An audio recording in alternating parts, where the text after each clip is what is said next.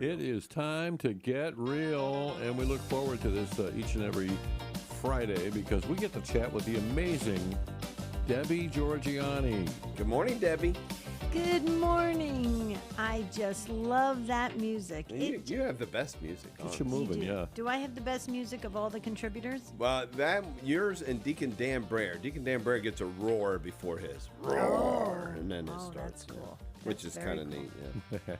So get real. So today I wanted to ask you guys this question and talk about it, about taking the initiative, to being the first one to take action on it with something, or to be bold and courageous and go out there and be assertive in a really good Christian way. So I wanted to ask both of you this, what do you think are some of the elements that stop people from taking the initiative? What do you think happens to people when they kind of have to step out of their comfort zone and either insert themselves in a certain situation or speak up or ask for something? What do you think stops people or really prevents people from moving forward? Because people get stuck in this area, and they kind of wait for things to happen around them. Basically, fear of rejection and pushback. Exactly. We don't want confrontation. Boy, oh boy, I don't want to have to argue with somebody, so I'm not going to say anything. Exactly, afraid of rejection.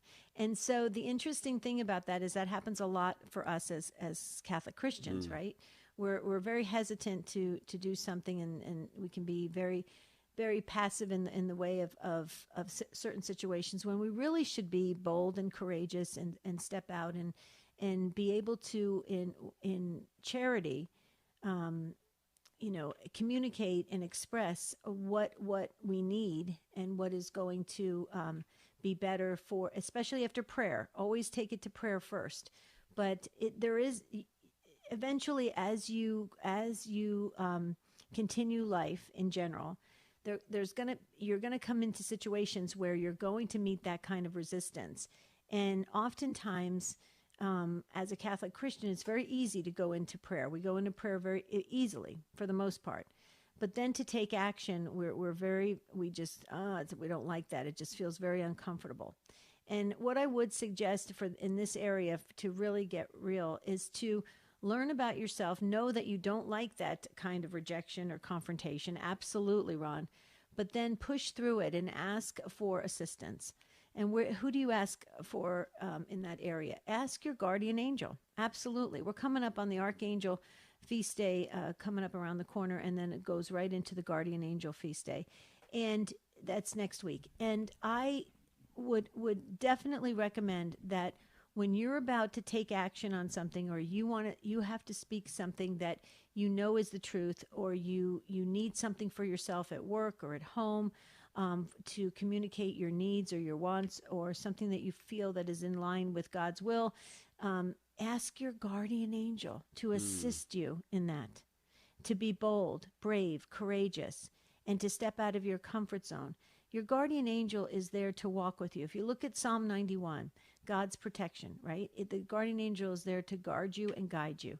And what does that mean? To illuminate your mind and strengthen your will, to keep you on that path. So a lot of times when as Christians, we are walking along, doing our thing, living life, and we meet up with that thing that really gets in our way, and it just paralyzes us. It just takes us down.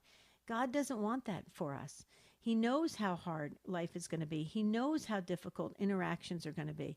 So we do have someone to assist us, and that is our guardian angel, to really help us and prompt us to be able to step out a little bit out of our comfort zone and make sure we do communicate what needs to be done in certain situations. And that could be done in your home, in the workplace, in your parish community.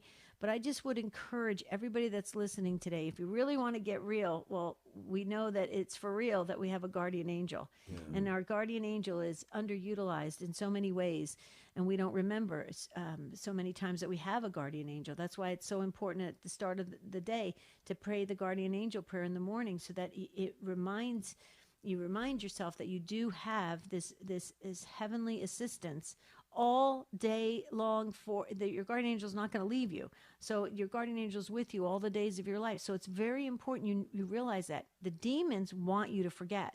That's why most people don't even remember they have a guardian angel in the morning.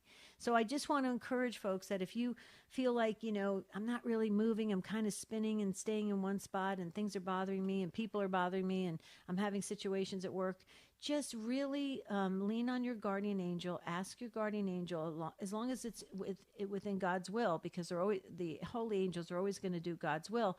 And then ask your guardian angel to truly help you on those next steps, to take the initiative, to take action, and really speak up for yourself in a very charitable way. That's my Get Real segment for today. I love it. Yeah, I love it too, Debbie. And I love the fact that you bring up that idea that if you're contemplating a bold proclamation, confirm that's from the Lord. I mean, that's first and foremost. And your guardian angel plays such a vital role in that, because many times I hear people coming out and making bold proclamations that, quite frankly, weren't from the Lord. And that's true. It's disastrous. That's very true. And then, say, well, I'm going to say this to my family no matter what. And it's like, well, that's not helpful, sometimes. Sometimes it is, sometimes not. Just make sure it's from the Lord, that you're not causing division on your own. We know that when we speak the truth, it is going to cause division in certain quarters, and then be ready for that, right? Because the other thing that happens is now we're confirmed. We know that the Lord is asking us to make a bold proclamation. Well, that bold proclamation is most likely going to cause some division with someone. Friction. Yeah, it'll cause something. And if you already know that, then you're ready for that. Because the other thing that I see happening is someone is confirmed to make that bold proclamation. They prepare themselves for that negative response, and they're defensive before they even make the bold proclamation. Well, don't do that. That's not helpful either. You have to do it in love. You have to do it as a matter of invitation, and not in a defensive position. That all of a sudden we're waiting to be offended so that we can respond in the same way. No, we're going to say it. We're going to take the negativity that's associated with that, because we know that is part of serving the Lord. And we're not going to respond in like manner. Yeah, beautifully said. Beautifully said. So true, too. I think it's true. Yeah, I love these segments going into the weekend, because I think it gives folks a lot of conversation material to really talk about and explore together, and we can learn and grow together, and that's what I love about your show. We need to wake up, and we need to get real. Absolutely. Debbie Georgianni, thank you so much. It's always wonderful. It's very helpful to me and individually, because Eileen always says, well, you never have anything decent to say. I say, look, listen to Debbie G, and then we'll talk about whatever she brings up. That's right. And then we'll have something to talk about throughout the entire weekend. There you go. So there you go, Eileen. We're ready. We've got our conversation pieces. Yeah, just make sure you don't have any conflict. Yeah. That's Debbie G. That's Debbie Georgia NNI. Have a wonderful Friday, Debbie. Thank you. You as well. Bye, guys.